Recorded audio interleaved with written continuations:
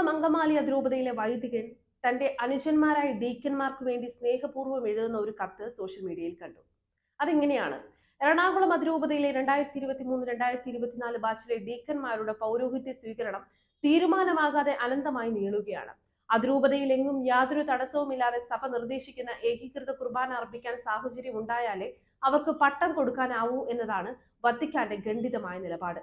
Zero Malabar സഭയുടെ സിനഡിന്റെ തീരുമാനവും അതുതന്നെയാണ്. ഡീക്കന്മാർ അതിന് തയ്യാറാണെന്നാണ് മനസ്സിലാക്കുന്നത്.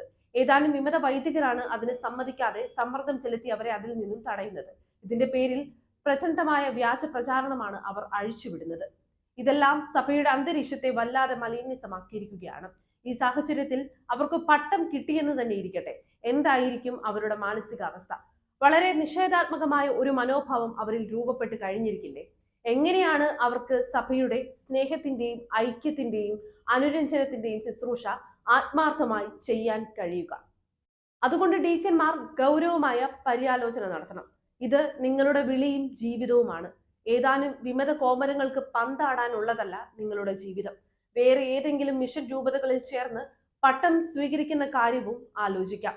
4-5 വർഷം കഴിയുമ്പോൾ വേണമെങ്കിൽ തിരിച്ചു വരികയും ആവാമല്ലോ.